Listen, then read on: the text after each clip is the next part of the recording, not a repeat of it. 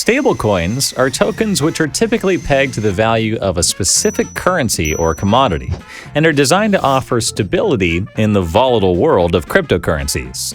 Though not all stablecoins achieve this goal in the same way. Depending on the mechanism a stablecoin uses, it can be placed into one of three main categories: fiat-backed, crypto-backed, or algorithmic.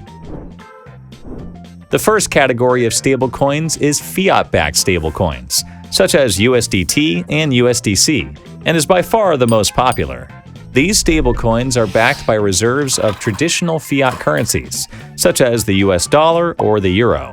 To maintain their one-to-one peg to a currency, the stablecoin issuer ideally holds the currency in cash or cash equivalents such as treasuries, which should match or exceed the circulating supply of the stablecoin.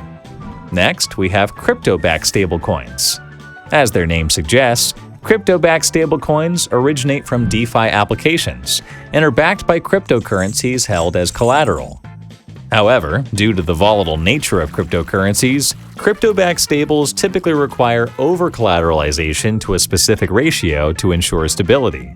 For instance, a collateralization ratio requirement of 150% means that a user needs to deposit $150 worth of crypto to mint $100 of a stablecoin. Examples of crypto-collateralized stablecoins include DAI, which is currently the largest crypto-backed stablecoin by market capitalization, or LUSD, which is 100% backed by ETH. It's worth mentioning that even though DAI was designed to be a decentralized stablecoin, its collateral includes a large percentage of USDC, USDP, and GUSD, which are centralized fiat-backed stablecoins and even US Treasuries.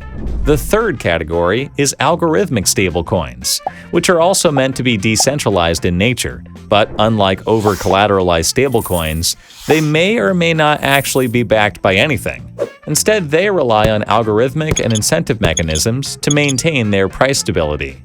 However, historically, this mechanism has not been sustainable, since it's dependent on consistent demand being there for the stablecoin, and once that disappears, they go into a so-called death spiral where the mechanism collapses the stablecoin. Basis Cash, Empty Set Dollar, Titan, and most infamously Terra's UST are some of the examples of failed algorithmic stablecoins. These are the three main categories, but there are also other stablecoins that don't fit neatly into them, like Frax, which launched as the first partially algorithmic stablecoin, though a recent community vote has decided to shift the stablecoin to a fully crypto-collateralized model over time.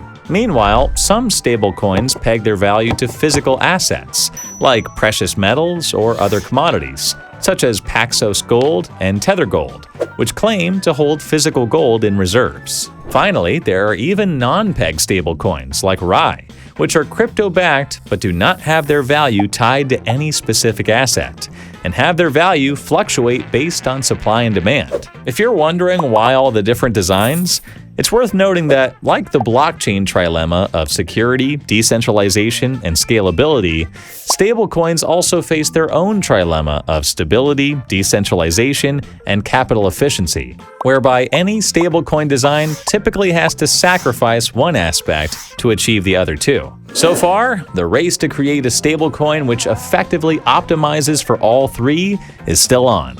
If you want to learn more about decentralized stablecoins, check out our video on that right here.